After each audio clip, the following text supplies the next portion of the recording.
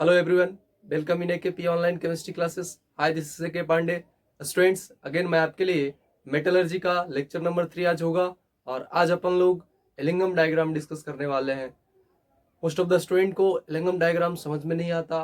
आपसे ये प्रॉमिस करते हैं कि आपको एलिंगम डायग्राम पढ़ाने के बाद जब आप हमसे पूरा पढ़ लेंगे तो आप देखेंगे कि एलिंगम डायग्राम आप खुद ब खुद ड्रॉ कर लो. तो चलिए देखिए, ये चैप्टर जो है बेसिकली आप 6 to 7 लेक्चर आप हार्डली लगेगा, यानी कि 7 से 8 घंटे. अगर आप 7 से 8 घंटे इस चैप्टर को दे देते हो, फर्स्ट टाइम की बात कर रहे हैं, फर्स्ट टाइम पढ़ने में लगता है, तो आप नीट में गारंटेड है 1 से 2 क्वेश्चन आने वाला है. जेई में 1 क्वेश्चन आ ही जाता है और एक बहुत हार्ड क्वेश्चन नहीं पूछता है इस चैप्टर से. तो आप 4 मार्क्स तो आप सिक्योर कर लोगे और 4 मार्क्स कंपटीशन में बहुत मायने रखता है. और 12th बोर्ड के लिए भी हमारा ये चैप्टर इंपॉर्टेंट है. 12th बोर्ड में भी आता है इस चैप्टर से. तो ज़्यादा नहीं, फर्स्ट टाइम जब आप फर्स्ट टाइम पढ़ रहे हो तो 7 से 8 घंटे में ये चैप्टर फिनिश हो जाएगा. इसी चैप्टर को फिर दोबारा पढ़ रहे हो तो बहुत ज़्यादा 4 से 5 घंटे. तीसरी बार पढ़ रहे हो तो 2 से 3 घंटे. चौथी 5वीं बार पढ़ रहे हो तो 1.5 से 2 घंटे में आप इस चैप्टर को बहुत अच्छे से फिनिश कर लोगे, कंप्लीट कर लोगे और इजीएस्ट वे में ये चैप्टर कंप्लीट हो जाएगा आपका. स्कोरिंग चैप्टर है ना. जो भी जैसा भी क्वेश्चन आता है आपसे बन जाएगा पढ़ने के बाद. तो चलिए आज अपन लोग एलिंगम डायग्राम डिस्कस करेंगे. उसके पहले मैं आपको बता दूं, पिछले क्लास में आपको बताया गया था, पिछले क्लास मीन्स लेक्चर नंबर 2 में आपको पढ़ाया गया था कि अगर step of extraction metal from ore, जो आपको ओर प्राप्त हुआ उस ओर से मेटल को एक्सट्रैक्ट करना है. तो मेटल को एक्सट्रैक्ट करने के लिए पहला जो स्टेप था क्या था? Concentration of ore. Concentration of ore अपन लोग पढ़ चुके, जिसमें हमने क्या देखा? फिजिकल मेथड में फ्रोथ फ्लोटेशन मेथड पढ़ा, ग्रेविटी सेपरेशन पढ़ा, मैग्नेटिक सेपरेशन मेथड पढ़ा, राइट. तो ये तो हमारा कंसंट्रेशन ऑफ ओर में था, ये हम लोग डन कर चुके, ये हमारा डन हो गया. जो लेक्चर नंबर 2 में हमने डिस्कस किया हुआ था conversion of ore into oxide. जैसे conversion of ore into oxide step number 2 भी कंप्लीट कर चुका है लेक्चर 2 में. कैल्सिनेशन रोस्टिंग जो हम लोग पढ़े हैं वो भी कंप्लीट कर चुका है. तो ये भी हमारा कंप्लीट हो गया. अब और से मेटल का अगर एक्सट्रैक्शन करना है तो स्टेप नंबर 3 आज अपन लोग डिस्कस करेंगे. देखिए, ये चैप्टर ओवरऑल कंप्लीट करने में ये 4 स्टेप अगर आप डिटेल में पढ़ लेंगे उसके बाद हार्डली 1 लेक्चर और लगता है, ये चैप्टर बहुत ही अच्छे से फिनिश हो जाएगा. तो आप अच्छे से पढ़ते रहिए, कंटिन्यू रहिए. स्टूडेंट्स, ये लेक्चर थोड़ा आने में काफ़ी लेट हो गया because of some health issues, but fine है. और कंसिस्टेंसी से वीक में कम से कम 3 लेक्चर तो जरूर जाएगा, अधिक से अधिक भी हो सकता है, लेकिन एटलीस्ट वीक में 3 लेक्चर तो अब रेगुलर जाएंगे ही जाएंगे. अधिक से अधिक ज़्यादा जा सकते हैं, कम नहीं जाएगा. अनफॉर्चुनेटली आप बात करें तो रेयर केस में कभी कभार दिक्कत होता है, कुछ प्रॉब्लम के कारण नहीं जा पाता है, कुछ नेटवर्क का प्रॉब्लम रहता है, कुछ हेल्थ इश्यूज वगैरह. तो खैर आप चिंता ना लें. 12th बोर्ड के एग्जामिनेशन से पहले जब भी आपका एग्जामिनेशन होगा 2021 में, उससे एग्जामिनेशन से 1 मंथ बिफोर, 1 से 1.5 महीना पहले सारा चीज़ कंप्लीट कराएंगे आपको. टोटली ओवरऑल पूरा का पूरा कंटेंट देके सारा डिटेल में जितना भी 12th में पढ़ना है, 11th में पढ़ना है, वो सारा चीज़ कंप्लीट करेंगे एग्जामिनेशन से पहले. तो आप कंसिस्टेंसी से पढ़िए, धैर्य रखिए. तो चलिए अपन लोग आज स्टार्ट करते हैं. Step of extraction of metal from ore. तो 2 स्टेप तो हम लोग कंप्लीट कर चुके हैं. आज अपन लोग ये पढ़ेंगे मेटल, रिडक्शन ऑफ मेटल और oxide, reduction of metal oxide into metal oxide को मेटल में रिडक्शन करके देखेंगे अपन लोग और वहां से ओर से मेटल को एक्सट्रैक्ट करेंगे. तो आज अपन लोग स्टेप नंबर 3 पे डिस्कस करेंगे. देखिए, reduction of metal oxide into metal में जो आज पढ़ेंगे, आज का टॉपिक हमारा यही है, reduction of metal oxide into metal. तो method 1, Ellingham diagram. Ellingham diagram देखिए, आप सीधा मोस्ट ऑफ द बच्चों को एलिंगम डायग्राम समझ में नहीं आता. आपको आज का क्लास में फर्स्ट टाइम ही आपको बताएं कि आप टेंशन ना लें। बहुत ही आसानी, बहुत ही इजीएस्ट वे में आपको एलिंगम डायग्राम समझाएंगे और आप खुद व खुद एलिंगम डायग्राम को आप ड्रॉ कर सकते हो। तो आप चिंता ना करें, आप मेरे साथ लेक्चर को कंसंट्रेट होकर देखते रहिए, सारे डिस्ट्रैक्शन को बंद करिए और फोकस होकर पढ़ाई करिए। तो एलिंगम डायग्राम दो मेथड है हमारे पास। मेथड 1 एलिंगम डायग्राम और method 2 reduction of metal oxide into metal. पहला रिडक्शन बाय हीट। देखिए पहला मेथड तो एलिंगम डायग्राम से समझेंगे कि reduction of metal oxide into metal में कैसे करते हैं। तो पहला मेथड तो क्या है, एलिंगम डायग्राम, और दूसरा मेथड हमारा क्या है, reduction of metal oxide into metal का दूसरा मेथड क्या है कि आप बाय हीट से रिडक्शन बाय हीट करिए, रिडक्शन बाय कोक जिसको आप स्मेल्टिंग ऑफ आयरन पढ़ाएंगे आपको, reduction of metal oxide by more electropositive metals. ठीक, मोर इलेक्ट्रोपॉजिटिव मेटल कैसे डिस्प्लेस करेगा, कैसे आप वहां से करोगे। फिर इलेक्ट्रोलाइटिक रिडक्शन। तो मेथड 2 में 4 मेथड पढ़ेंगे अपन लोग, और मेथड 1 क्या है, एलिंगम डायग्राम। तो चलिए फटाफट से नोट करिए और अपन लोग स्टार्ट करते हैं। Very important topic Ellingham diagram, और एलिंगम डायग्राम से सवाल भी जेई नीट पूछा है, 2019 में भी नीट सवाल पूछा है, जेई भी पूछा है, इसलिए एलिंगम डायग्राम हमारे लिए इंपॉर्टेंट है। तो चलिए नोट करिए फटाफट से इसको।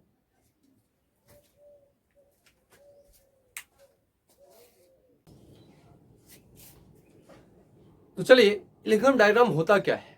सबसे पहले एलिंगम डायग्राम स्टार्ट करने से पहले आप लोग एक क्वेश्चन का जवाब दीजिए। क्वेश्चन है, how you decide that chemical reaction will proceed in right direction. Means आप कैसे डिसाइड करते हो कि कोई भी केमिकल रिएक्शन राइट डायरेक्शन में कैसे प्रोसीड करता है। कहने का मतलब, जैसे अगर रिएक्शन हो Na plus plus Cl minus और NaCl सॉलिड बन गया, ये लैटिस एनर्जी का रिएक्शन है, तो ये राइट डायरेक्शन में कैसे प्रोसीड कर रहा है। How you decide reaction proceed in right direction. Miss बोले तो स्पॉन्टेनिटी ऑफ रिएक्शन को आप कैसे डिस्कस करते हो, कैसे डिसाइड करते हो कि ये रिएक्शन राइट डायरेक्शन में जाएगा। राइट, तो चलिए आप कैसे डिसाइड करेंगे कि रिएक्शन राइट डायरेक्शन में प्रोसीड करेगा। ठीक, बताइए, जवाब दीजिए।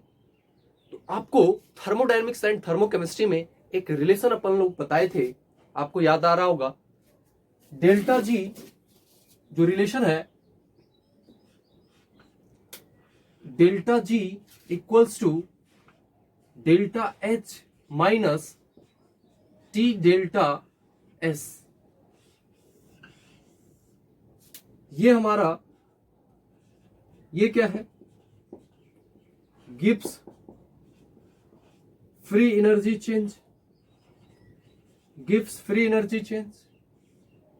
ये क्या है, डेल्टा एच इंथैल्पी है, और डेल्टा एस क्या है, डेल्टा एस इंट्रोपी है, डेल्टा एस इंट्रोपी है। तो एलिंगम डायग्राम स्टार्ट करने से पहले, एलिंगम डायग्राम को समझने से पहले हमने आपके सामने एक क्वेश्चन रखा कि आप कैसे डिसाइड करते हो कि रिएक्शन राइट डायरेक्शन में प्रोसीड करता है। मींस अदर वर्ड में बोले तो spontaneity of reaction, means spontaneity of reaction, कैसे रिएक्शन फॉरवर्ड, मींस कैसे रिएक्शन राइट डायरेक्शन में प्रोसीड करेगा, मींस अपने आप फॉरवर्ड। स्पॉन्टेनिटी ऑफ रिएक्शन कैसे डिस्कस करते हो, कैसे फाइंड आउट करते हो, कैसे आप पता करते हो, कैसे आप डिसाइड करते हो। तो ये इक्वेशन आपको आना चाहिए, delta G equals to delta H minus T delta S. इस इक्वेशन को अपन ने डिटेल में एक्सप्लेन कर चुके हैं, किसमें, जब आपको थर्मोडायनेमिक्स एंड थर्मोकेमिस्ट्री जब आपको पढ़ा रहे थे। तो जिनको भी प्रॉब्लम है ये इक्वेशन से, क्योंकि यहाँ पे ज्यादा डिटेल में इस इक्वेशन को समझाएंगे नहीं, बस जहां पे यूज है बस इसका इस्तेमाल करेंगे, क्योंकि ये जो इक्वेशन था वो थर्मोडायनेमिक्स एंड थर्मोकेमिस्ट्री आपको पढ़ा चुके हैं। जिनको भी प्रॉब्लम है वो जाइए थर्मोडायनेमिक्स एंड थर्मोकेमिस्ट्री आप सर्च मारेंगे, AKP online chemistry classes, YouTube पे आप सर्च मारेंगे AKP online chemistry classes, thermodynamics and thermochemistry का वीडियो आ जाएगा सारा का सारा, आप उसमें देखेंगे कि गिब्स फ्री एनर्जी में कौन सा आई थिंक लेक्चर 7 या 8 होगा, आप जाके इसको वॉच कर लेंगे। लेक्चर 8 होगा, लास्ट लेक्चर होगा वो, तो जाके उसको डिटेल में वॉच कर लेंगे जिनको भी दिक्कत है। तो स्पॉन्टेनिटी ऑफ रिएक्शन को डिसाइड करने के लिए आपको इस इक्वेशन का जानकारी होना चाहिए। देखिए डेल्टा जी कैसे निकलेगा, डेल्टा एच तो रिएक्शन में दिया रहता है, डेल्टा एच तो आपको रिएक्शन के बगल में दे देगा कि डेल्टा एच इंथैल्पी इसका इतना है, अगर टेम्परेचर भी दे दे किस रिएक्शन किस टेम्परेचर पे वो रिएक्शन प्रोसीड कर रहा है, ये टेम्परेचर भी आपको मालूम रहेगा, टेम्परेचर को केल्विन में रखना है। जो डेल्टा एस है अगर आप ये फाइंड आउट कर लो तो डेल्टा जी पता लग जाएगा, राइट। अगर डेल्टा एस आप फाइंड आउट कर लेते हो तो डेल्टा एस फाइंड आउट कर लेते तो डेल्टा जी पता लग जाएगा, क्योंकि डेल्टा एस क्वेश्चन में दिया रहेगा, टी भी दिया रहेगा इस टेम्परेचर पे। तो आपको करना क्या है, डिसाइड करने के लिए आपको थर्मोडायनेमिक्स एंड थर्मोकेमिस्ट्री में ही बता चुके थे कि अगर डेल्टा जी का वैल्यू, ध्यान से देखेंगे आप, डेल्टा जी का वैल्यू फाइंड आउट करने के बाद अगर पॉजिटिव आ रहा है तो रिएक्शन कैसा होता है, non spontaneous, non spontaneous, non spontaneous. अगर डेल्टा जी का वैल्यू 0 आ रहा है, इक्वल्स टू 0 आ रहा है, तो रिएक्शन एट इक्विलिब्रियम पे होगा, एट इक्विलिब्रियम में होगा। और अगर डेल्टा जी का वैल्यू नेगेटिव आ रहा है, अगर डेल्टा जी का value means Gibbs free energy change का वैल्यू अगर नेगेटिव आ रहा है, इसका मतलब वो रिएक्शन स्पॉन्टेनियस है, मींस वो राइट डायरेक्शन में प्रोसीड करेगा। तो राइट डायरेक्शन में वही रिएक्शन प्रोसीड करेगा जिसका डेल्टा जी क्या आएगा, नेगेटिव। तो डेल्टा जी अगर नेगेटिव आएगा इसका मतलब रिएक्शन हमारा कैसा होगा, स्पॉन्टेनियस होगा, स्पॉन्टेनियस रिएक्शन होगा। तो आपको ये 3 बात ध्यान में रखना है, ये 3 बातें आप ध्यान में रखेंगे फॉर स्पॉन्टेनिटी ऑफ रिएक्शन के लिए। कौन सा, डेल्टा जी का वैल्यू, क्योंकि डेल्टा एच आपको क्वेश्चन से मिल जाएगा, उसका डेटा मिल जाएगा, टेम्परेचर भी दिया रहेगा, आप डेल्टा जी का वैल्यू डिसाइड कर लो। अगर डेल्टा जी का वैल्यू पॉजिटिव आ रहा है तो रिएक्शन हमारा कैसा होगा, नॉन स्पॉन्टेनियस। अगर 0 आ रहा है तो इक्विलिब्रियम पे होगा।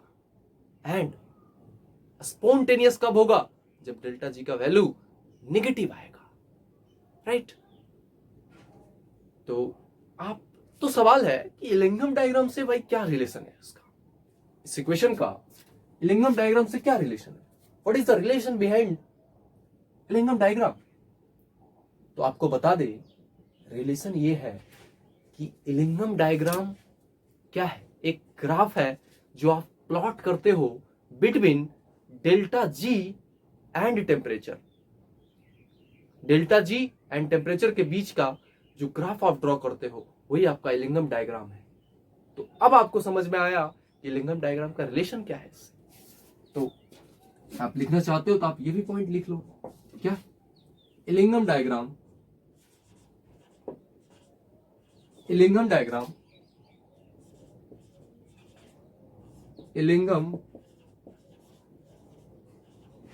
Diagram is a plot between delta G and T, right. तो अब आपको ये कंफर्म और क्लियर हो गया कि अभी अपन लोग ये क्वेश्चन क्यों रेज किए थे, यहां से समझ में आया कि नहीं आया इलिंगम डायग्राम क्या होता है, राइट।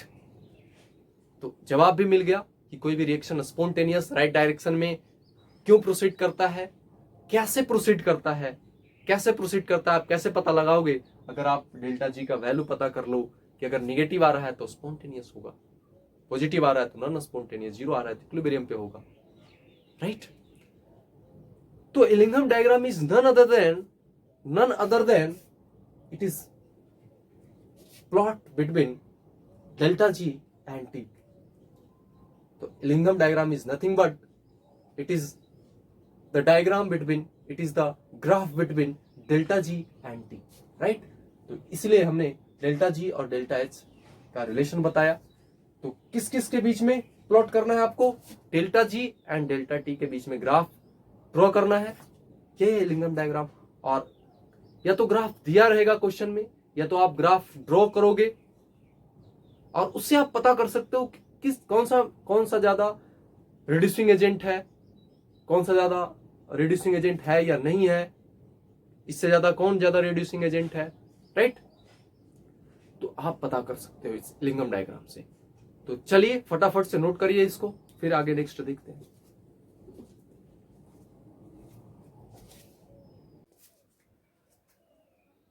तो चलिए अपन लोग कुछ क्वेश्चन करते हैं, ग्राफ ड्रॉ करते हैं, इलिंगम डायग्राम का ग्राफ खींचते हैं।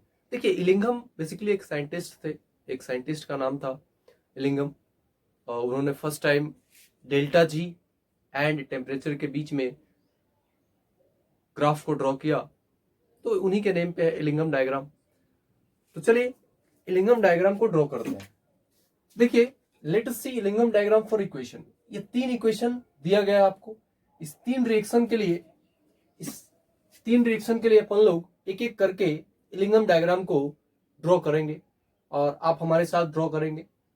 आप खुद ब खुद इसको ड्रॉ कर लेंगे इलिंगम डायग्राम को। आप एक ध्यान से देखिए, बाकी आप खुद ब खुद ड्रॉ कर लेंगे इलिंगम डायग्राम का। हर रिएक्शन का, एवरी रिएक्शन का इलिंगम डायग्राम आप खुद ब खुद ड्रॉ कर लेंगे। तो चलिए अपन लोग स्टार्ट करते हैं। पहले इसका देखते हैं। तो ये हमारे पास इलिंगम डायग्राम इसका ड्रॉ करना है। तो क्या है? Carbon solid plus half O2 plus CO2। आप ध्यान रखिए इलिंगम डायग्राम रिलेशन किसके किसके बीच में होता है? डेल्टा जी एंड टेम्परेचर के बीच में रिलेशन होता है। तो delta G equals to delta H minus T delta H. जो रिलेशन है आपका, यहां पे आप ध्यान से देखिए कि डेल्टा एच रिएक्शन में आई थिंक ये दिया रहेगा, है ना। डेल्टा एच ये रिएक्शन में दिया ही रहता है, ये कांस्टेंट है डेल्टा एच आपका, तो ये रिएक्शन में दिया रहता है। टेम्परेचर ध्यान रहे कि जो टेम्परेचर आपको रखना है, टेम्परेचर किस में रखना है?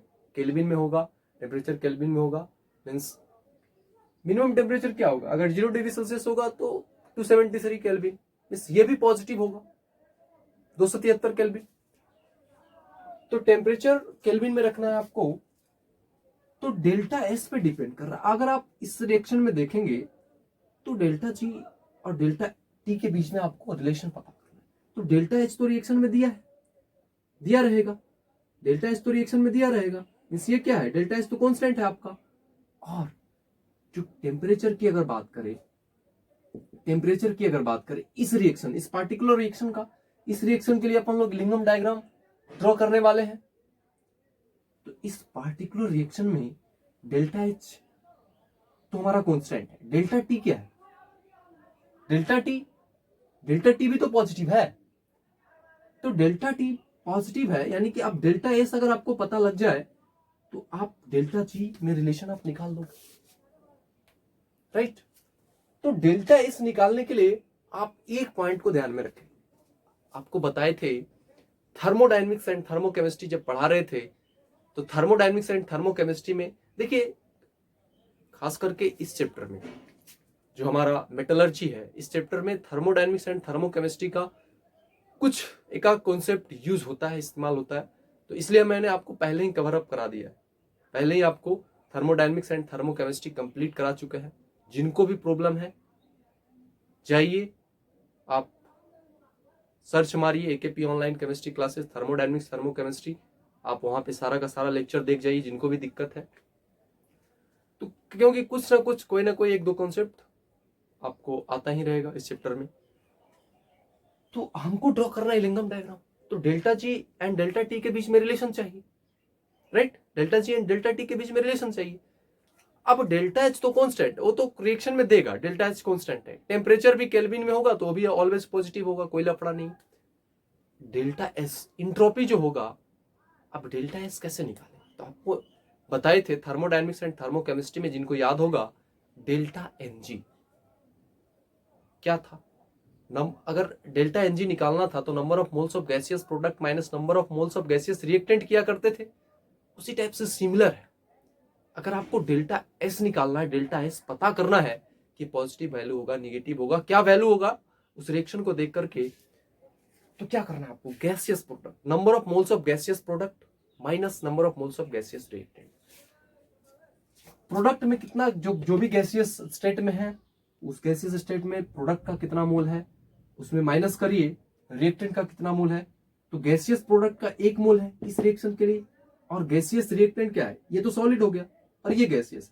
तो गैसियस प्रोडक्ट, गैसियस रिएक्टेंट कितना है, कितना गैसियस रिएक्टेंट, हाफ है। तो माइनस हाफ क्या आ रहा है, पॉजिटिव आ रहा है, जीरो आ रहा है, क्या आ रहा है, पॉजिटिव आ रहा है। वेरी सिंपल, हाफ आ रहा है, डेल्टा एस का वैल्यू हाफ आ गया। तो अब ये डेल्टा टी तो पॉजिटिव था ही हमारा, अब डेल्टा एस भी पॉजिटिव हो गया, तो यहां से पॉजिटिव और पॉजिटिव क्या होगा, पॉजिटिव, ओवरऑल क्वांटिटी पॉजिटिव। तो अब यहां से जो रिलेशन आया, delta G equals to delta H minus T delta S. आप देखिए, आपको बता दे कि जब आप प्लॉट करते हो, लिंगम बेसिकली एक साइंटिस्ट का नेम है, जिनके नाम पे जो फर्स्ट, लिंगम एक साइंटिस्ट थे जिन्होंने फर्स्ट टाइम डेल्टा जी और टी के बीच में ड्रॉ किया, ग्राफ ड्रॉ किया, डेल्टा जी एंड टी के बीच में ड्रॉ किया। लिंगम साइंटिस्ट जो थे वो first time delta G and T के बीच में भाई ग्राफ को ड्रॉ करें। तो यही तो ड्रॉ करना है, डेल्टा जी और डेल्टा टी के बीच में ग्राफ ड्रॉ करना है, राइट। तो क्या आ गया हमारा, तो डेल्टा जी ये बाई एक्सिस पे आप रख रहे हो, और delta T, delta G by axis पे रख रहे हो, और टी कहां रख रहे हो, एक्स एक्सिस पे। तो delta G y equals to H क्या था, कांस्टेंट सी माइनस, और टी कहां है, एक्स एक्सिस पे, तो एक्स एम मीन्स आप पढ़े होंगे मैथ्स में, बचपन से पढ़ते आ रहे होंगे, y equals to m x plus c. Straight line में 2D कोऑर्डिनेट ज्योमेट्री पढ़ते हैं तो स्ट्रेट लाइन में आप ये ग्राफ पढ़े होंगे, y equals to m x plus c, वही तो ग्राफ है। लेकिन यहाँ पे स्लोप क्या है, नेगेटिव, माइनस है, माइनस है। तो अगर आप प्लॉट करोगे तो क्या आएगा, ऐसा आएगा ग्राफ, ऐसा आएगा, राइट। तो चलिए नोट करिए इसको, और अच्छे से अपन लोग इसको ड्रॉ करते हैं, नोट करिए इसको, अच्छे से ड्रॉ करते हैं।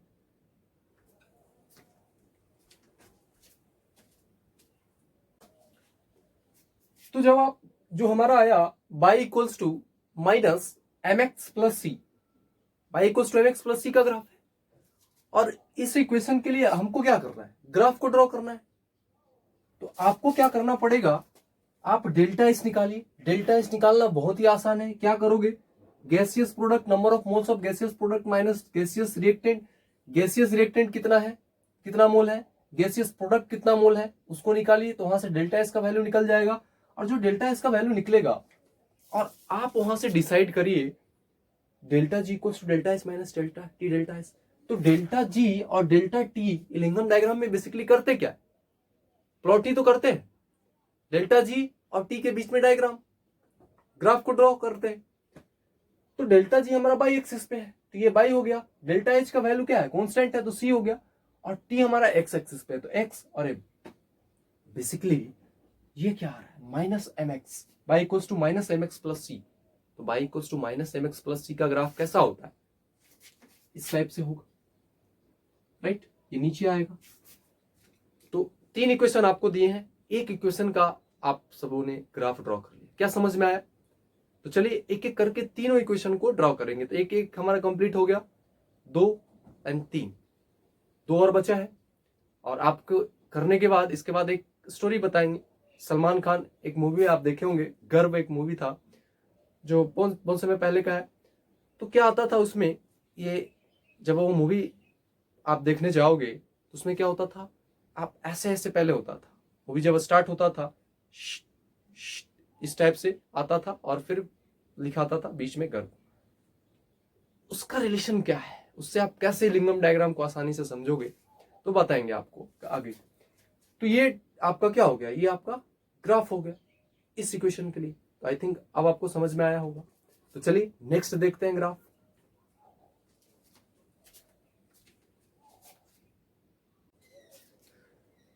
तो नेक्स्ट इक्वेशन का इलिंगम डायग्राम आपको ड्रॉ करना है। ड्रॉ इलिंगम डायग्राम फॉर दिस, इस रिएक्शन के लिए। इसके पहले carbon plus half O2 CO2 था। अब इस रिएक्शन के लिए हमको क्या करना है, अब इस रिएक्शन के लिए आपको इलिंगम डायग्राम ड्रॉ करना है। CO यहां गैसियस स्टेट में, हाफ O2 गैसियस में है, CO यहां गैस में है। तो आपको इस रिएक्शन के लिए, कार्बन मोनोऑक्साइड गैसियस में है, हाफ O2 गैसियस में, इस रिएक्शन के लिए आपको इलिंगम डायग्राम ड्रॉ करना है। देखिए, सारे जहां या कहीं से भी कुछ भी अगर इलिंगम डायग्राम का ग्राफ ड्रॉ करना है तो सबसे पहले अदर चीजों को आप भूल जाइए। सबसे पहले एक चीज आपको दिमाग में रखना है, वो क्या है, delta G equals to delta H minus T delta S. आप वहां पे फोकस करेंगे क्योंकि इलिंगम डायग्राम क्या है, प्लॉट करना है आपको। किसमें, delta G and delta T के बीच में ही तो ग्राफ ड्रॉ करना है। तो आप delta G equals to delta H minus T delta S को, रिलेशन को आप दिमाग में लाएंगे और वहां से डेल्टा एस का वैल्यू आप निकालने आ गया है आपको, क्योंकि बता चुके हैं डेल्टा एस कैसे निकाला जाता है, ये आपको बता चुके हैं। वहां से आप डेल्टा एस निकाल लोगे और वहां से आप रिलेशन फाइंड आउट कर लोगे कि कैसा रिलेशन आ रहा है, उसी के अनुसार उसका ग्राफ आएगा, राइट। इसके पहले हमारा आ रहा था relation y equals to m x plus c की तरह आ रहा था। तो दुनिया जहां का कहीं से भी क्वेश्चन मिले इलिंगम डायग्राम का, अगर आपको ड्रॉ करना है, ग्राफ को आपको ड्रॉ करना है, तो सबसे पहला काम आप लिखेंगे delta G equals to delta H minus T delta S. और यहां आप देखिए, डेल्टा जी तो बाई एक्सिस पे प्लॉट करते हैं और सी माइनस एक्सएम, एक्स एक्सिस पे टेम्परेचर, टेम्परेचर एक्स एक्सिस पे, बाई एक्सिस पे डेल्टा जी, और डेल्टा एस तो आप निकाल लोगे। देखिए, आपको बता चुके हैं y equals to m x plus c, y equal to m x plus c, इसी को रिप्लेस करके क्या लिखते हैं, जो बाई बराबर आपका क्या आया, सी प्लस एम एक्स आया यहां से, इसी को रिफ्रेश करके y equals to m x plus c आप लिख सकते हो रिफ्रेश करके। तो y equals to minus m x plus c कब आता है, जब डेल्टा एस का वैल्यू क्या आ रहा था, positive. Y equals to m x plus c कब आ रहा था, जब डेल्टा एस का वैल्यू निगेटिव। देखिए, y equals to m x plus c कब आ रहा था, जब delta S, change in entropy का वैल्यू क्या आ रहा था, निगेटिव आ रहा था। And y equals to minus m x plus c, minus m x plus c कब आ रहा था, जब आप डेल्टा एस का वैल्यू क्या ले रहे थे, पॉजिटिव ले रहे थे। और बाई इक्वल्स टू सी का ग्राफ कब होगा, बाई इक्वल्स टू सी का ग्राफ कब होगा, बाई बराबर ओनली इंटरसेप्ट का ग्राफ कब होगा, बाई इक्वल्स टू कॉन्स्टेंट होगा। इस टाइप से कब ग्राफ होगा, जब डेल्टा एस का वैल्यू अगर 0 आ जाएगा तो क्या होगा, बाई इक्वल्स टू सी का ग्राफ होगा।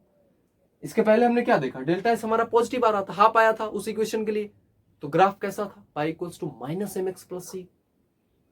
और चलिए इस इक्वेशन में देखते हैं कि क्या आता है हमारा, डेल्टा एस का क्या आता है। वेरी सिंपल, डेल्टा एस निकालने के लिए आपको क्या करना है, डेल्टा एस निकालना है तो क्या करना है, gaseous product minus gaseous reactant. तो गैसियस प्रोडक्ट, प्रोडक्ट में गैसियस प्रोडक्ट कितना है, 1 है, नहीं कुछ तो 1, तो 1 माइनस रिएक्टेंट में आ जाइए, रिएक्टेंट में क्या है, सीओ गैसियस कितना है, 1 है, नहीं कुछ तो हुआ, 1 लेते हैं, 1 है, प्लस हाफ, तो आप माइनस करोगे तो कितना आ जाएगा, डेल्टा एस का वैल्यू माइनस हाफ आ रहा है, मींस डेल्टा एस का वैल्यू क्या आ रहा है, निगेटिव आ रहा है, डेल्टा एस का वैल्यू निगेटिव आ रहा है। तो delta G equals to delta H minus T delta S, तो डेल्टा एस का वैल्यू निगेटिव और डेल्टा एस का वैल्यू निगेटिव है, और टी तो आपको पता है, टेम्परेचर किस में रखना है, केल्विन में रखना है, और टेम्परेचर केल्विन में तो मिनिमम कितना होता है, 273 केल्विन, 0 डिग्री सेल्सियस पे 273 केल्विन। तो टेम्परेचर को केल्विन में रखना है, तो मींस टेम्परेचर तो ऑलवेज पॉजिटिव रहने वाला है, ऑलवेज पॉजिटिव रहने वाला है। तो वहां से ये टेम्परेचर तो आपका पॉजिटिव हो गया, डेल्टा एस नेगेटिव है, तो डेल्टा एस नेगेटिव और डेल्टा टी क्या है, पॉजिटिव। तो ये पॉजिटिव और नेगेटिव क्या हो जाएगा, ओवरऑल नेगेटिव आ जाएगा, ओवरऑल नेगेटिव आ गया, तो नेगेटिव और पॉजिटिव ही, तो ये क्या आ जाएगा, delta G equals to delta H minus, तो अब होगा नहीं क्योंकि ओवरऑल क्या आ गया है, क्योंकि टी पॉजिटिव और डेल्टा एस क्या है आपका निगेटिव, तो पॉजिटिव नेगेटिव नेगेटिव और नेगेटिव, और ये नेगेटिव पॉजिटिव बन जाएगा, तो टी डेल्टा एस। तो अब जो ग्राफ आएगा आप कंपेयर करिए, डेल्टा जी को तो बाई एक्सिस पे रखना है और टी को एक्स एक्सिस पे, तो y equals to delta H का वैल्यू क्या होता है रिएक्शन में, चेंज इन इंथैल्पी तो वैल्यू दिया रहता है, तो रिएक्शन में वैल्यू दिया रहेगा, तो डेल्टा एच तो दिया रहेगा। टी एक्स एक्सिस पे ड्रॉ करता है एक्स, तो y equals to mx plus c का ग्राफ क्या होता है, ऐसा ऐसा आप प्लॉट करोगे, इस टाइप से जाएगा, राइट। तो चलिए प्लॉट करिए इसको।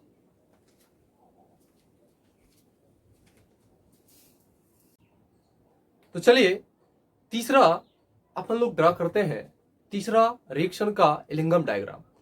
देखिए हमेशा से कहते आ रहे हैं आपको कि कभी भी आपको इलिंगम डायग्राम ड्रॉ करना है, पहला काम क्या करना है आपको, डेल्टा एच निकालिए। डेल्टा एच निकालने के बाद आप delta G equals to delta H minus T delta H का रिलेशन निकालिए। क्या रिलेशन आ रहा है, y equals to m x plus c, या y equals to minus m x plus c, या बाई इक्वल्स टू सी, इस तीनों में से क्या रिलेशन आ रहा है, कैसा रिलेशन आ रहा है, आप उसके अकॉर्डिंग ग्राफ को ड्रॉ कर दीजिए। क्या करना है आपको, करना क्या है आपको, डेल्टा एच निकालिए। तो आपको इस रिएक्शन के लिए आपको इलिंगम डायग्राम ड्रॉ करना है। लेट्स ड्रॉ इलिंगम डायग्राम इस रिएक्शन के लिए। Carbon solid plus O2 gas plus क्या हो जाएगा, CO2 गैस दे रहा। तो सबसे पहला काम डेल्टा एच निकालिए। डेल्टा एच निकालने के लिए क्या है, गैसियस प्रोडक्ट, तो गैसियस प्रोडक्ट क्या है, एक है, माइनस गैसियस रिएक्टेंट, तो रिएक्टेंट में एक सॉलिड है, एक सॉलिड में एक गैस में, तो आपको सॉलिड नहीं लेना, ओनली किसका लेना है, गैस का लेना है। तो गैसियस रिएक्टेंट, तो 1 माइनस 1 कितना होने वाला है, तो ये आ गया, डेल्टा एच का वैल्यू क्या आ गया, 0 आ गया। तो यहां से उसके बाद आपको क्या लगाना है, delta G equals to delta H minus T delta H. तो delta G equals to delta H minus T delta H, तो डेल्टा एच का वैल्यू क्या हो गया, 0 हो गया। तो डेल्टा एच 0 हो गया, तो मिस हो गया क्या, डेल्टा जी किसके बराबर होगा, डेल्टा एच। और डेल्टा एच तो दिया रहता है आपको रिएक्शन में, मींस डेल्टा एच क्या है, डेल्टा एच तो कांस्टेंट है। तो ग्राफ कैसा आ गया, delta G equals to delta H. इस बोले तो उसको अगर आप कंपेयर करोगे स्ट्रेट लाइन का ग्राफ से, y equals to c, y equals to c का ग्राफ, राइट। तो बाई इक्वल्स टू सी का ग्राफ कैसा होता है, बाई एक्सिस पे आप डेल्टा जी का वैल्यू और एक्स एक्सिस पे टेम्परेचर रखोगे, तो ये स्ट्रेट लाइन कांस्टेंट है, कांस्टेंट का ग्राफ ऐसा आप ऐसा जाएगा इस टाइप से, y equals to m x plus c, means ये किसका ग्राफ है, y equals to c, y equals to constant का ग्राफ, राइट। अब आपको स्टोरी सुनाते हैं।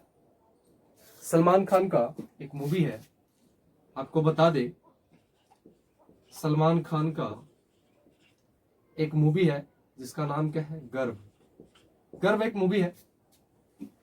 बेसिकली इसमें होता क्या है, आपको याद रखने का तरीका बता रहे हैं।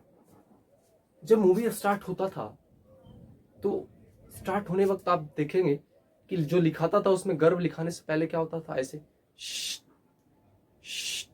और फिर बीच में गर्व लिखाता था। आप ध्यान से देखिए, ये ऐसा गया। ये इक्वेशन नंबर 1 जब किए थे तो y equals to minus m x plus c आया था, उसका ग्राफ है।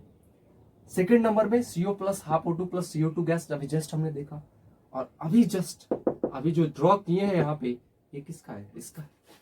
तो जब यहाँ पे जो गर्व मूवी था उसमें जब स्टार्ट होता था, तो स्टार्ट होने गर्व लिखाने से पहले कैसा होता था, फिर और बीच में गर्व लिखाता था। तो ये बीच में गर्व लिखा है, तो ये बीच वाला कैसा है, y equals to c, y equals to सी।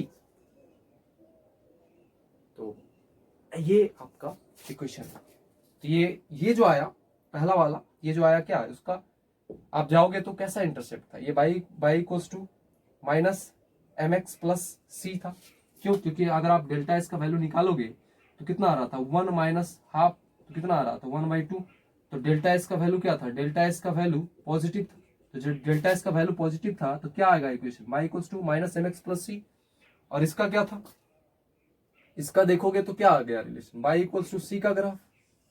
और इस वाले में देखोगे तो क्या आ रहा था, y equals to m x plus c, y equals to m x plus c. यानी कि इसमें डेल्टा एस का वैल्यू क्या आ रहा था, निगेटिव आ रहा था। इसके लिए अगर आप डेल्टा एस का वैल्यू निकालोगे तो ये तो गैसियस में था आपका, और ये भी गैसियस में है, तो डेल्टा एस का वैल्यू क्या आ जाएगा, 1 माइनस हाफ प्लस 1, तो क्या हो जाएगा 1 माइनस कितना हो जाएगा 3/2 मीन्स 2 हो जाएगा, तो 2 माइनस 1/2। तो डेल्टा एस निगेटिव आ रहा था, तो y बराबर एम एक्स प्लस। तो आई थिंक अब आपको इलिंगम डायग्राम क्लियर हो गया। अब क्या करना है हमको, अब जितना एक एक तोड़ तोड़ के हमने 3 रिएक्शन का इलिंगम डायग्राम ड्रॉ करने सीखा। ऐसा नहीं कि ये रिएक्शन मिलेगा, रिएक्शन बदल के मिलते रह सकता है, उससे कोई फर्क नहीं पड़ता। फर्क पड़ता है कि आप डेल्टा एस का वैल्यू सही निकाल रहे हो कि नहीं निकाल रहे हो। Delta G equals to delta H minus T delta S, delta S का वैल्यू सही निकाल रहे हो कि नहीं निकाल रहे हो, फर्क उस पर पड़ता है। तो चलिए फटाफट से इसको नोट करिए और जस्ट अभी देखेंगे कॉम्बिनेशन ऑफ जितना भी ड्रॉ किए सारा का कंबाइन करके इलिंगम डायग्राम।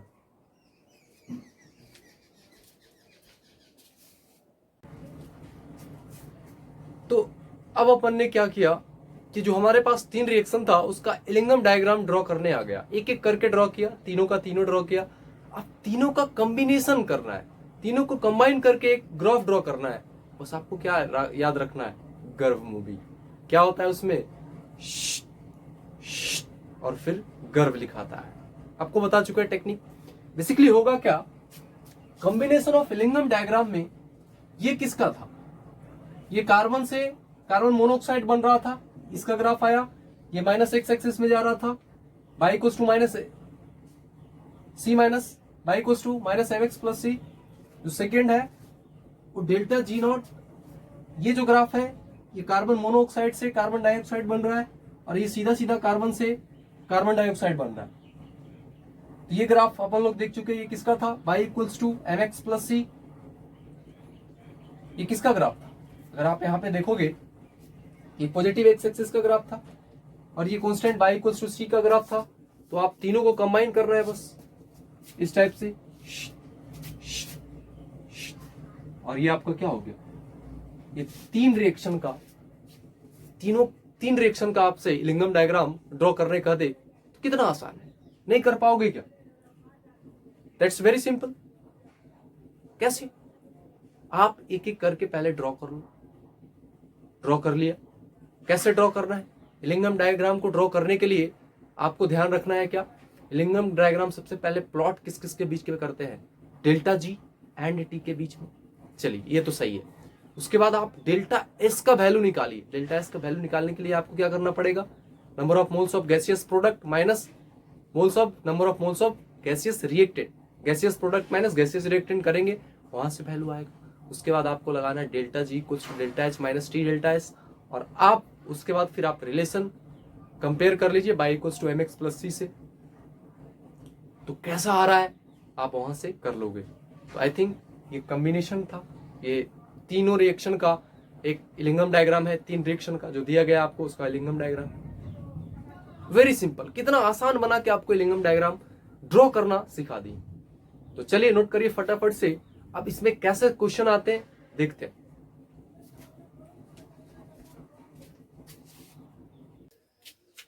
तो अभी अपन लोगों ने क्या देखा कि इलिंगम डायग्राम अगर ड्रॉ करना है तो कैसे ड्रॉ करना है, ये समझ चुके हैं, ड्रॉ करने आ गया हमको। अब जो नेक्स्ट होगा, नेक्स्ट अपन क्या करेंगे, अब कहां से जो इलिंगम डायग्राम में कहां से क्वेश्चन आता है, किस पॉइंट से क्वेश्चन आते हैं, ओनली 3 पॉइंट्स आपको दिमाग में रखना है, इलिंगम डायग्राम का सवाल हो जाएगा। Only 3 points, facts, only 3 facts आपको दिमाग में रखना है, इलिंगम डायग्राम का क्वेश्चन आपका सोल्व हो जाएगा। तो एक एक फैक्ट्स को, 3 फैक्ट्स है हमारे पास, एक एक फैक्ट्स को अपन लोग डिस्कस करते हैं। फैक्ट नंबर 1, पहला फैक्ट क्या कहता है, पहला फैक्ट कहता है कि जो आपका इलिंगम डायग्राम है, ये जो आपका इलिंगम डायग्राम है, इसमें देखिए 3 लाइन है। आपको याद आ रहा होगा जो आपको गर्भ मूवी में दिखाए थे, इस टाइप से लाइन जाता है श, श, श। तो आप यहां पे देखोगे कि ये जो 3 लाइन था, ये वाला लाइन, ये वाला लाइन और ये वाला लाइन।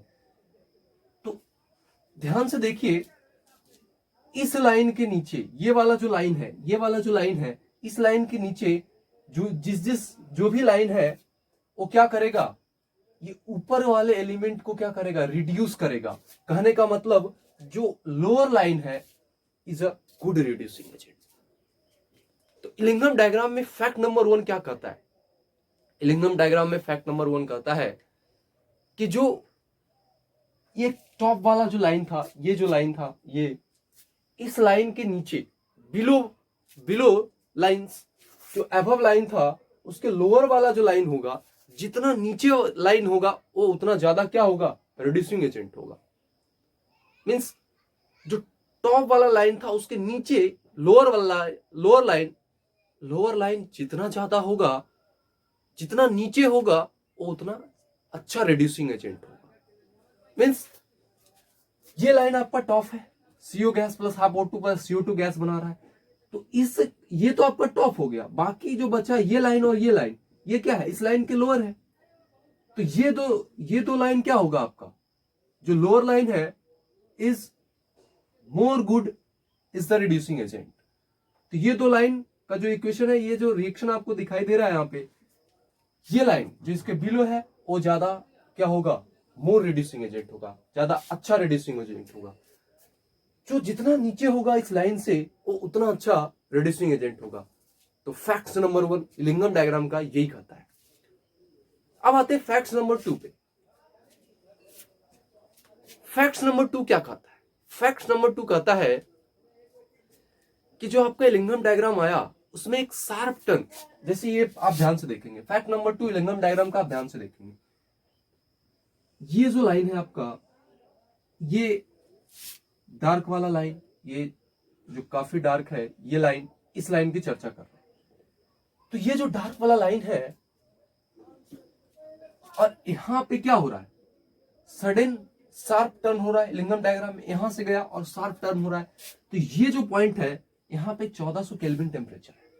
तो ये जो शार्प टर्न हो रहा है इलिंगम डायग्राम में, वो किस चीज को दिखा रहा है, वो शो कर रहा है जिंक मेटल मेल्ट कर रहा है इस टेम्परेचर पे। इलिंगम डायग्राम का फैक्ट नंबर 2 क्या कर रहा है, इलिंगम डायग्राम जो आपका यहाँ पे है और ये जो लाइन नंबर 4, एक जो शार्प टर्न बन रहा है यहाँ पे जो शार्प टर्न बन रहा है यहाँ पे क्या है, इस ग्राफ के लिए अगर आप देखते हो तो 1400 केल्विन पे एक शार्प टर्न बन रहा है। तो ये जो 1400 केल्विन है होगा, ये क्या होगा आपका, इसी पॉइंट पे जिंक क्या करेगा, जिंक पहले, इसके पहले क्या था, सॉलिड था, अब क्या हो जाएगा, अब यहाँ पे मेल्ट करेगा, अब लिक्विड में जाएगा। तो जिंक सॉलिड अब क्या करेगा, मेल्ट कर जाएगा इस पॉइंट पे। तो इलिंगम डायग्राम से आप बता सकते हो कि जो आपका जो जिंक है इसका मेल्टिंग पॉइंट क्या है with the help of Ellingham diagram. तो आप देख के बता सकते हो कि इस जिंक का मेल्टिंग पॉइंट क्या है, 1400 केल्विन। क्योंकि कैसे देखोगे, तो इलिंगम डायग्राम में आप देखो कि जो शार्प टर्न है, तो इलिंगम डायग्राम में जो शार्प टर्न है वो किसको शो करता है, shows at that temperature zinc metal melts। Zinc के जगह पे आयरन भी हो सकता है, कुछ भी हो सकता है, लेकिन यहाँ पे हम जिंक का एग्जांपल देके समझा रहे हैं। अलग अलग रिएक्शन के लिए आप अलग अलग प्लॉट करते हो, तो इसलिए आप टेंशन नहीं करना है। पहला फैक्ट, इलिंगम डायग्राम ड्रॉ करना है तो आप डेल्टा एस निकालिए, delta G equals to delta S minus T delta S, और आप वहां से डायग्राम को ड्रॉ करिए। और जो फैक्ट नंबर 1 क्या कहता है, फैक्ट नंबर 1 कहता है जो अपर लाइन है उस अपर लाइन के अलावा जो बच गया लोअर लाइन, वो सारा लोअर लाइन क्या होगा, ऊपर वाले लाइन को रिड्यूस करेगा। मींस कहने का मतलब नीचे वाला जो लाइन जितना भी होगा, इस लाइन से नीचे जो भी होगा वो बेहतर रिड्यूसिंग एजेंट होगा। मींस जो जितना नीचे वाला लाइन होगा, लोअर लाइन होगा, वो उतना क्या होगा, अच्छा रिड्यूसिंग एजेंट होगा। इलिंगम डायग्राम में फैक्ट नंबर 2 क्या कहता है, इलिंगम डायग्राम में फैक्ट नंबर 2 कहता है कि जो शार्प टर्न ग्राफ ले रहा है, जैसे आप यहाँ पे देखिए जो डार्क वाला आपको दिखाई दे रहा है, यहां से आया इस टाइप से शार्प, यहाँ पे क्या किया, शार्प टर्न किया। तो जो शार्प टर्न का जो पॉइंट है वो पॉइंट क्या है आपका, जिंक सॉलिड का क्या है, वो मेल्टिंग पॉइंट है 1400 केल्विन। तो इलिंगम डायग्राम में फैक्ट नंबर 2 आपको क्या पता लग गया कि जो शार्प टर्न है वो आपको किस चीज को बता रहा है, उस मेटल का मेल्टिंग पॉइंट। तो ये लिखा गया है कि सडन और sharp turn in Ellingham diagram shows that at that temperature where zinc metal melts। तो फैक्ट 2 था, तो नोट करिए इसको फटाफट से। फैक्ट नंबर 3 देखते हैं।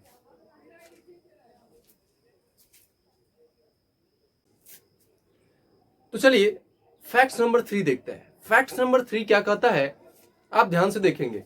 फैक्ट नंबर 3 कहता है, ये आप ग्राफ को देखिए, इस ग्राफ को आप देखिए, इस डायग्राम को आप देखिए, जो आपका फैक्ट नंबर 3 पढ़ने वाले हैं इलिंगम डायग्राम का।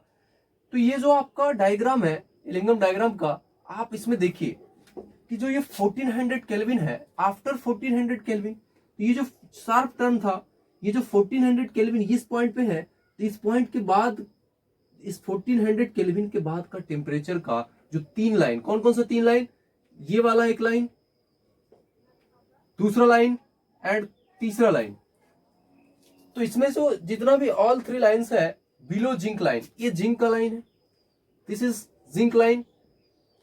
तो ये जो जिंक का लाइन है, इससे नीचे जो 3 लाइन है, आप ध्यान से देखेंगे 1 2 3, ये 3 लाइन सीओ गैसियस का, कार्बन का और कार्बन का।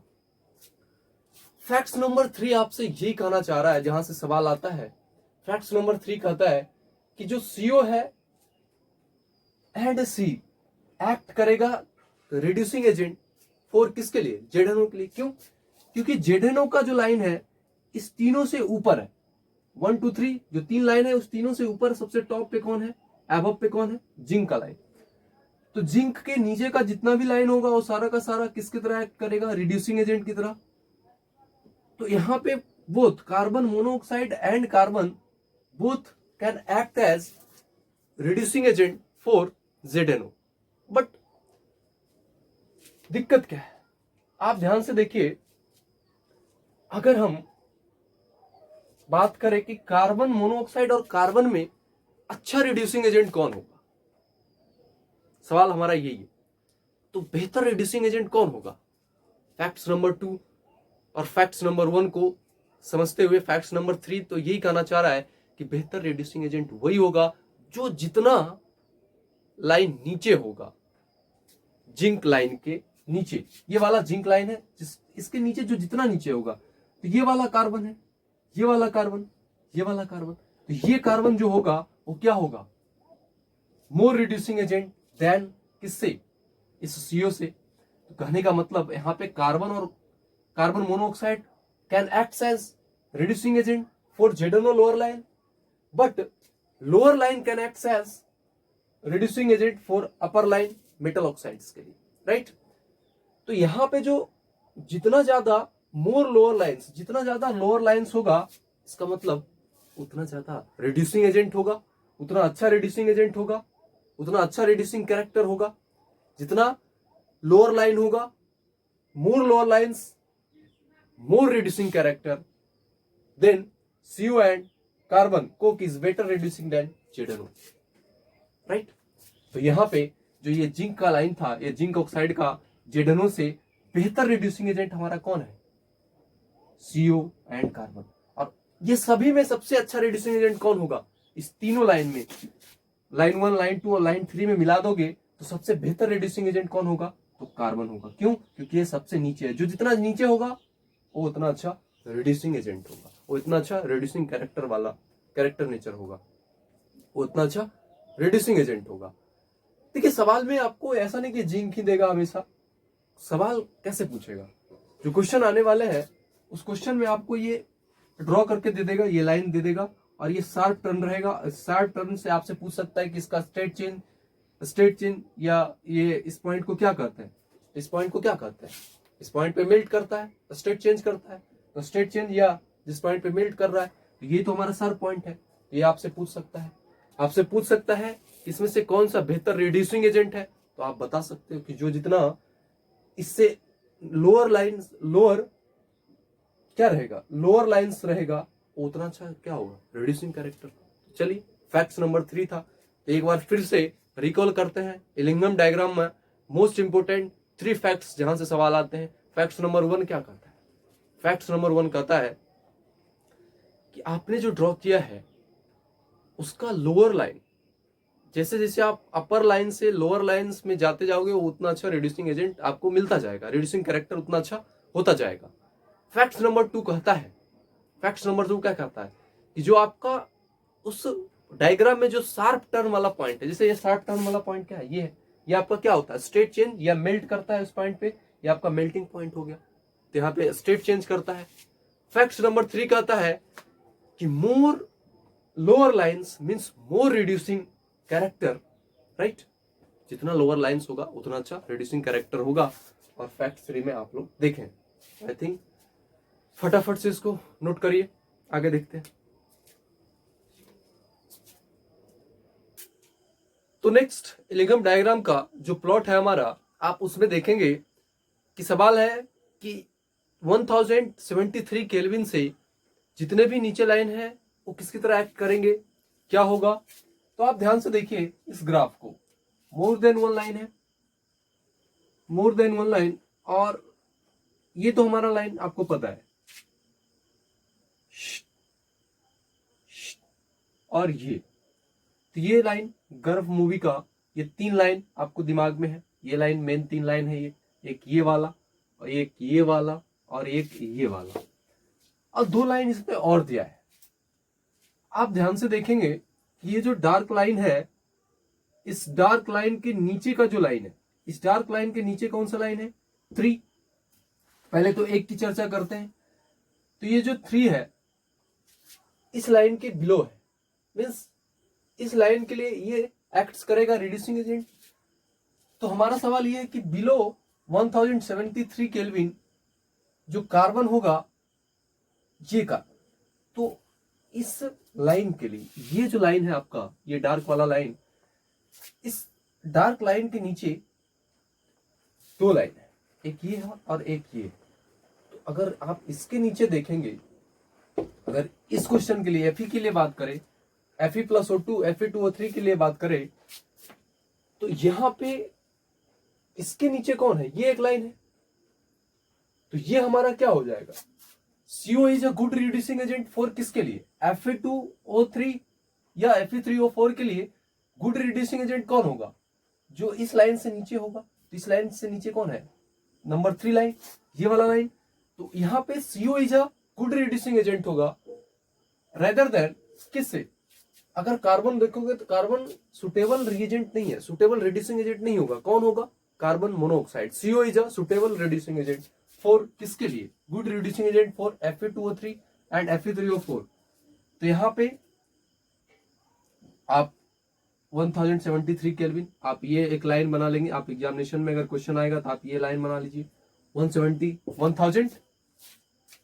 1073 केल्विन, ये लाइन बनाइए। और इसके बिलो, इसके पीछे कौन सा लाइन है, जस्ट इसके बिलो ये लाइन है, राइट। तो इसके बिलो आप देखेंगे तो यहां पे CO is a good reducing agent, but above 1073 kelvin, 1073 kelvin के एबव जब आप जाओगे, आप इस वाले लाइन को ध्यान से देखिए, एबव कौन सा लाइन आ जाएगा, ये वाला लाइन, इस लाइन को। तो अब एबव के लिए क्या होगा, बिलो के लिए तो हमारा अच्छा रिड्यूसिंग एजेंट कौन हो गया, ये वाला लाइन 3 CO वाला, इस लाइन के लिए, डार्क वाला लाइन के लिए। बट ध्यान से आप देखेंगे कि अगर आप इस लाइन के लिए एबव, अब 1073 केल्विन से ऊपर देखना है, तो 1073 केल्विन से एबव वाला लाइन कौन सा हो गया, ये लाइन। अब इस लाइन के लिए सुटेबल रिड्यूसिंग एजेंट कौन होगा, बेटर रिड्यूसिंग एजेंट कौन होगा फॉर आयरन ऑक्साइड के लिए, तो कार्बन, ये कार्बन हो जाएगा, क्योंकि इस लाइन के नीचे लोअर कौन है, ये वाला लाइन, ये वाला लाइन हमारा लोअर है। इस लाइन से अगर आप एबव जाओगे तो एबव 173 केल्विन, तो एबव वाला कौन होगा, एबव तो इसके एबव तो यही होगा, ये वाला लाइन होगा एबव, राइट। 1073 केल्विन से एबव वाला लाइन कौन है, ये वाला लाइन, और इस लाइन के लोअर कौन है, ये। तो better reducing agent for above 1073 kelvin, carbon is better reducing agent for iron oxide, right. तो नोट करिए फटाफट से इसको।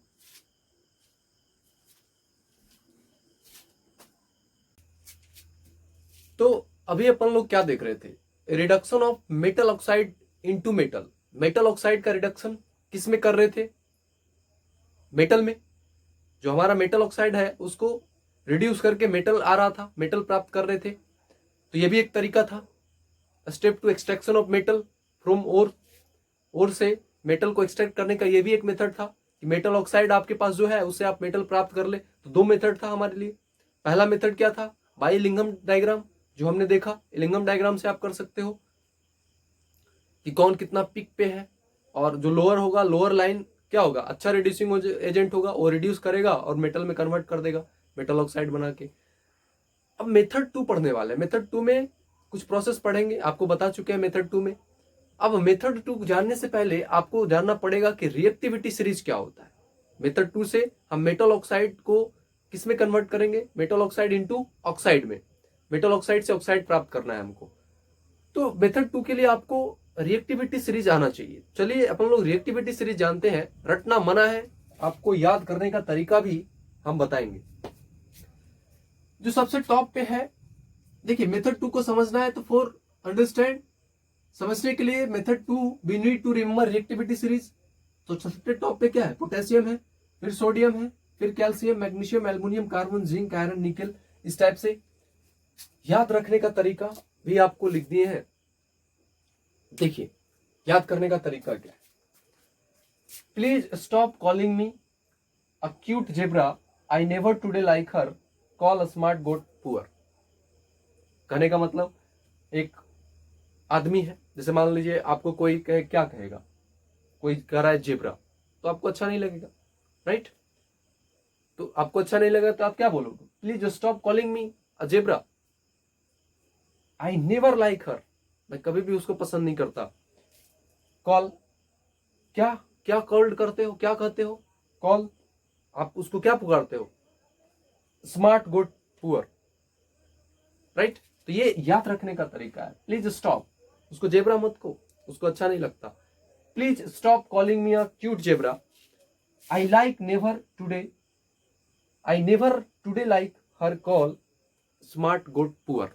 तो ये तो याद रखने का तरीका है, बहुत ही सिंपल है, आप याद रख सकते हो रिएक्टिविटी सीरीज, और काफी इंपॉर्टेंट है। इससे आपको क्या पता लगेगा, जो सबसे टॉप पे है, जो टॉप पे है वो सब, जो भी ऊपर है, सबसे ऊपर क्या है, पोटेशियम है। तो जो जितना टॉप पे है वो उतना मोस्ट पावरफुल है, और पावरफुल है तो जैसे यहाँ पे क्या है, आप ध्यान से देखिए, पोटेशियम है, तो कॉपर का ऑक्साइड है और पोटेशियम लिया, तो पोटेशियम क्या है, सबसे टॉप पे है रिएक्टिविटी सीरीज में। तो पोटेशियम ज्यादा पावरफुल है, उसको क्या करेगा, डिस्प्लेस कर देगा, उसको हटा देगा, तो पोटेशियम ऑक्साइड बनेगा और कॉपर क्या हो जाएगा, डिस्प्लेस हो जाएगा। ज्यादा पावरफुल है, इसके साथ ऑक्साइड बनाएगा और कॉपर क्या हो जाएगा, डिस्प्लेस हो जाएगा। तो क्या किया बेसिकली, यहां कॉपर +2 में था, अब यहां कॉपर 0 में हो गया, मींस रिड्यूस हो गया, रिडक्शन हो गया इसका। तो जो जितना ऊपर है रिएक्टिविटी सीरीज में, जो जितना ऊपर है वो उतना मोस्ट पावरफुल है, और उसको क्या कर रहा है, नीचे वाले को क्या कर देगा, बताओ, रिड्यूस कर देगा। तो जो जितना इस रिएक्टिविटी सीरीज में ऊपर है वो नीचे वाले को उतना क्या करेगा, रिड्यूस कर देगा, राइट। तो ये आपका रिएक्टिविटी सीरीज है। चलिए नोट करिए और अपन लोग देखते हैं।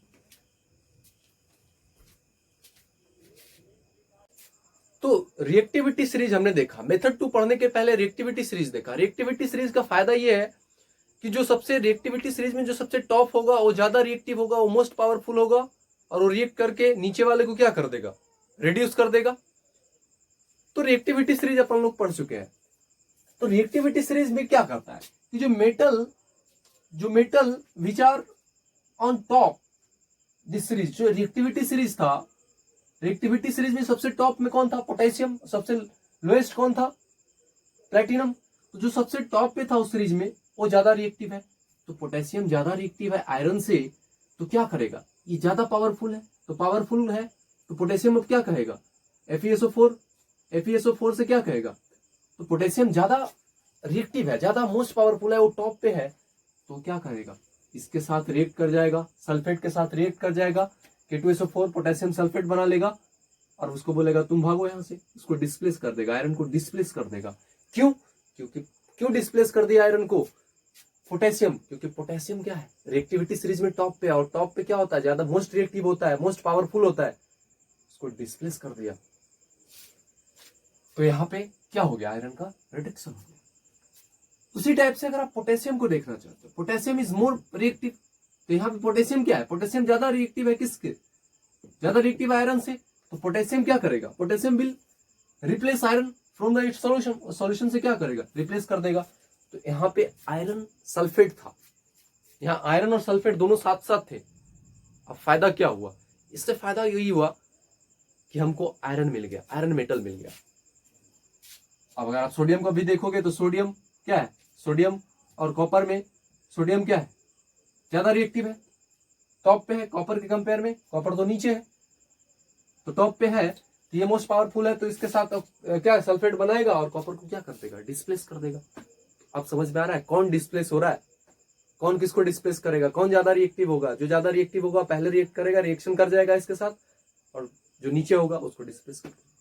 रिएक्टिविटी सीरीज में जो नीचे होगा उसको डिस्प्लेस कर देगा, जो ऊपर होगा टॉप पे होगा वो ज्यादा रिएक्टिव होगा, वो रिएक्शन कर जाएगा। तो रिडक्शन बाय हीट अब अपन लोग पढ़ने वाले हैं मेथड 2 में। देखिए आप ओर को, आपके पास ओर आया तो ओर तो प्योर मेटल है नहीं, अब उसको क्या करना है, प्यूरिफाई करना है। तो मेथड 1 देखिए, एक्सट्रैक्शन ऑफ मेटल का ओर से, अगर ओर से आप मेटल को एक्सट्रैक्ट कर रहे हो, प्यूरिफाई कर रहे हो, एक्सट्रैक्ट कर रहे हो, तो 4 मेथड ही है, ओनली 4 स्टेप्स। स्टेप 1 पढ़ चुके, जिसमें हमने देखा, आप स्टेप 1 में क्या पढ़े थे, स्टेप 1 में तो सिंपली हम कंसंट्रेशन ऑफ ओर देखे थे। कंसंट्रेशन ऑफ ओर में आप फ्रोथ फ्लोटेशन मेथड भी पढ़े, gravity separation, hydraulic washing, chemical process में लीचिंग भी पढ़ चुके। स्टेप 2 में क्या हुआ, वो चीज अब ऑक्साइड में कन्वर्ट हो गया, जो ओर था वो ऑक्साइड में कन्वर्ट हो गया। स्टेप 2 में हम पढ़े जैसे कैल्सिनेशन, रोस्टिंग वगैरह, तो ओर हमारा किस में हो गया, मेटल ऑक्साइड में कन्वर्ट हो गया। तो अब मेटल ऑक्साइड भी तो प्योर नहीं है, उसमें भी तो ऑक्साइड है, हमको तो मेटल चाहिए। तो स्टेप 3 पे आएंगे। स्टेप 3 क्या था, reduction of metal into, reduction of metal oxide into metal. तो अब जो स्टेप 2 से मेटल ऑक्साइड मिला था, अब वो स्टेप 3 में क्या करेंगे, उस मेटल ऑक्साइड को किस में कन्वर्ट करेंगे, मेटल में करेंगे। तो स्टेप 3 इसीलिए तो इस्तेमाल कर रहे हैं। और स्टेप 3 में दो ही चीज तो पढ़ना है, दो ही मेथड तो पढ़ना है, एक इलिंगम डायग्राम और दूसरा क्या था, दूसरा ये सब मेथड, 4 मेथड।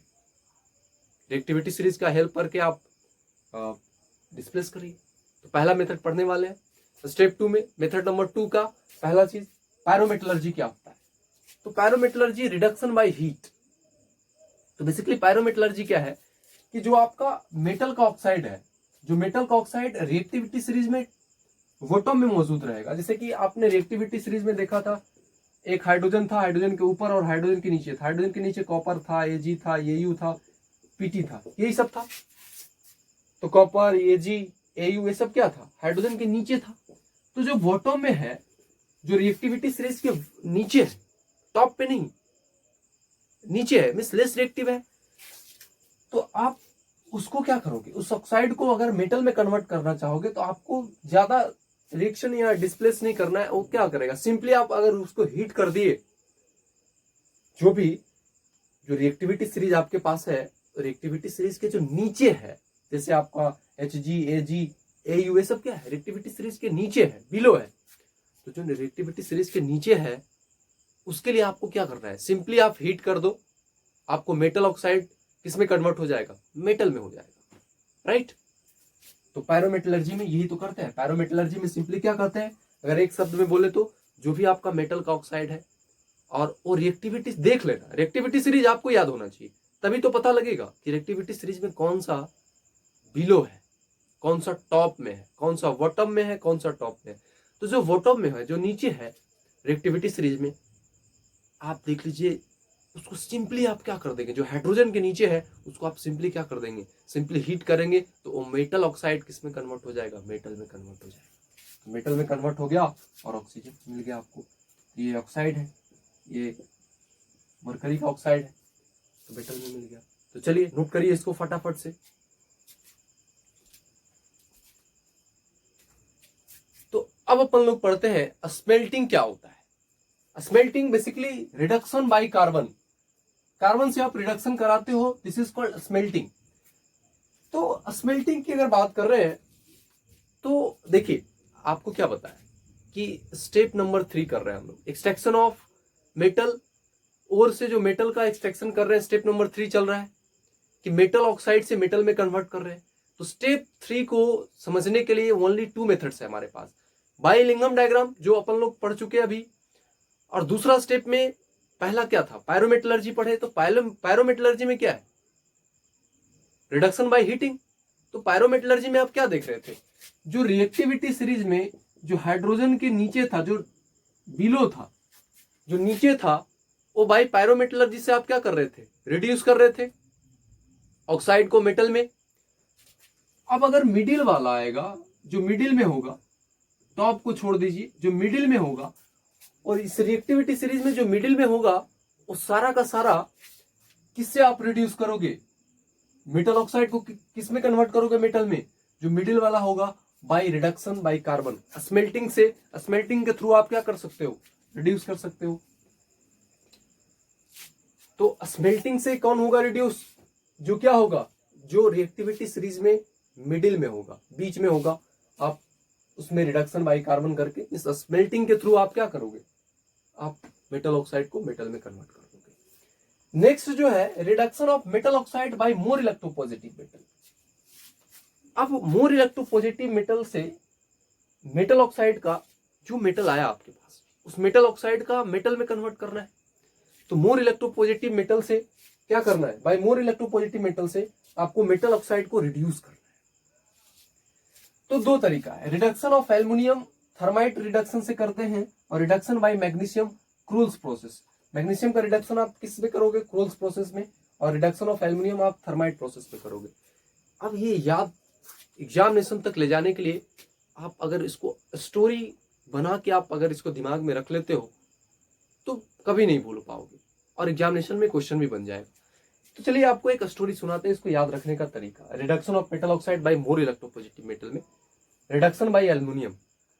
देखिए टीएमसी एक वेस्ट बंगाल में एक पार्टी है, ममता बनर्जी का टीएमसी एक पार्टी है, तृणमूल कांग्रेस। तो टीएमसी जो पार्टी है, टी फॉर टिटेनियम हम याद रखेंगे, एम से मैग्नीशियम और सी से क्रोल्स, ये टीएमसी हो गया।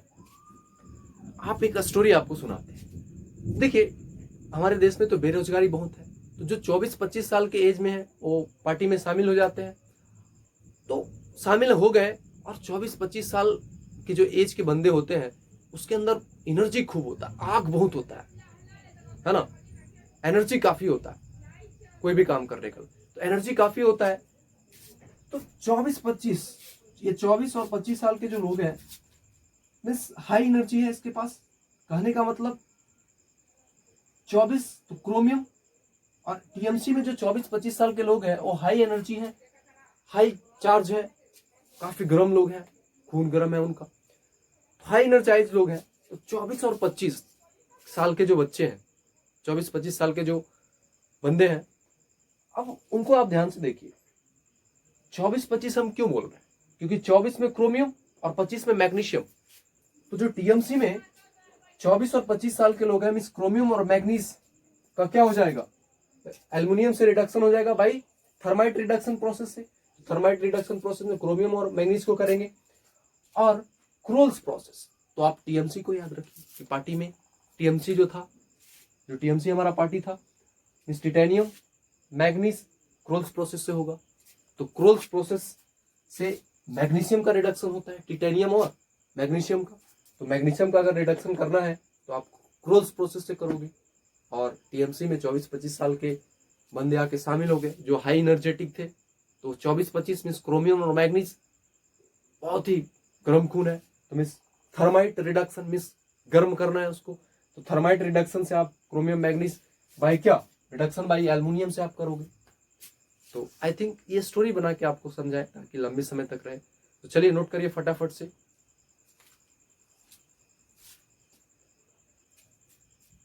तो अभी हमने क्या देखा, अभी देखा कि अभी याद करने का आपको तरीका बताएं कि टीएमसी में 24-25 साल जो हाई एनर्जेटिक लोग हैं, जो गर्म खून वाले हैं, वो पार्टी ज्वाइन किए, खूब मेहनत से काम करेंगे उसमें। तो जो 24-25 साल के लोग हैं, मीन्स 24-25 मीन्स बोले तो मैंगनीज एंड क्रोमियम की बात कर रहे हैं, 24 क्रोमियम एंड 25 मैंगनीज की बात कर रहे हैं। तो मैंगनीज एंड क्रोमियम मेटल का जो ऑक्साइड होगा, मैंगनीज और क्रोमियम मेटल का जो ऑक्साइड होगा भाई एल्युमिनियम के साथ रिडक्शन होगा, और रिड्यूस करके जो मेटल होगा किसके हेल्प से, एल्युमिनियम की हेल्प से करेंगे, किसको, मैंगनीज और क्रोमियम को। और इस प्रोसेस का नाम क्या है, थर्माइट रिडक्शन। कौन सा प्रोसेस है, थर्माइट रिडक्शन। तो थर्माइट रिडक्शन में क्या करते हैं, थर्माइट गर्म मीन्स 24-25 साल के लोग गर्म खून वाले हैं। तो 24-25 याद आ रहा है, क्रोमियम एंड मैग्नीज। तो क्रोमियम एंड मैग्नीज का जो ऑक्साइड होगा, क्रोमियम और मैग्नीज का जो ऑक्साइड होगा उसको क्या करेंगे, रिड्यूस करेंगे मेटल में with the help of aluminium की हेल्प से। उसी टाइप से दूसरा जो टिटेनियम टीएमसी, टिटेनियम, एम से मैग्नीशियम और सी से क्रोल्स। तो जो टिटेनियम का ऑक्साइड होगा, टिटेनियम मेटल का जो ऑक्साइड होगा, टिटेनियम मेटल का ऑक्साइड है। अब उस टिटेनियम मेटल का ऑक्साइड, देखिए क्वेश्चन कैसा आएगा क्या मिशन में, टिटेनियम मेटल का ऑक्साइड है, उसको रिड्यूस करेंगे मेटल में, तो कौन सा प्रोसेस इस्तेमाल करेंगे, किस मेटल को हेल्प करके रिड्यूस करेंगे, ये सब पूछ सकता है। तो टीएमसी, टिटेनियम, एम से मैग्नीशियम और सी से क्रोल्स प्रोसेस। टीएमसी में इस टिटेनियम मेटल का जो ऑक्साइड होगा उसको रिड्यूस करेंगे मेटल में with the help of TM means magnesium, TMC, यही तो था हमारा टीएमसी। टी से टिटेनियम और एम से मैग्नीशियम और सी से क्रोल्स। तो इस प्रोसेस का नाम क्या है, क्रोल्स प्रोसेस, क्रोल्स प्रोसेस। तो आज के लिए अपन इतना ही रखते हैं, आज अपन लोग इतना ही रखते हैं, बाकी नेक्स्ट लेक्चर में देखेंगे। कैसा लग रहा है आपको, इस लेक्चर को पढ़ने में कैसा लगा? देखिए आपको बहुत ही सिंपल वे में समझाने की कोशिश कर रहे हैं और समझाएं भी। इलिंगम डायग्राम को बहुत ही इजी वे में समझाएं, बाकी जो प्रोसेस आज पढ़ाया गया उसको भी मेरा काम है आसान से आसान वे में समझाना, और रेगुलर बेसिस पे आप पढ़ते जाइए।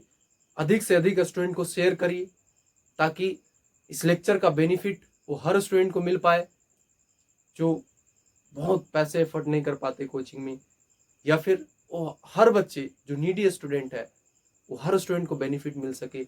इतना अमेजिंग लेक्चर आपको दे रहे हैं, इतना इस मतलब जेई और नीट लेवल का कंटेंट आपको मिल रहा है, इतना शानदार कंटेंट मिल रहा है, इतना शानदार लेक्चर, इतना इजीएस्ट वे में आपको सारा चीज समझाया जा रहा है, क्लियर कराया जा रहा है। हम बोर्ड पे लिखने का टाइम नहीं वेस्ट करते। पहले फर्स्ट टाइम जब शुरू किए थे थर्मोडायनेमिक्स थर्मोकेमिस्ट्री में, आप देख रहे थे एक एक चीज लिख दिया करते थे। तो हमने देखा, एनालाइज किया क्या कि अगर लिखने का समय को सेव कर दिया जाए, उसको उस समय को समझाने में ज्यादा टाइम दिया जाए और उस टाइम को सेव करके ज्यादा से ज्यादा क्वेश्चन कराया जाए तो ज्यादा बेनिफिट होगा। तो लिखने का हमने झंझट खत्म कर दिया। तो इसलिए पहले ऑलरेडी आपको लिखा मिल जाएगा, लिखने का टाइम हम वहां से हटा देते हैं, वीडियो से सारा चीज पहले ही लिख देते हैं, वीडियो से हटा देते हैं उसका टाइम, ताकि आपको कम समय में बेहतर से बेहतर आप स्मार्ट स्टडी कर पाओ, कम समय में उसका लाभ उठा पाओ। तो इसलिए अधिक से अधिक आप स्टूडेंट को शेयर करिए और सब्सक्राइब करिए, लाइक करिए चैनल को। तो दैट्स ऑल, आज के लिए इतना ही। Thank you.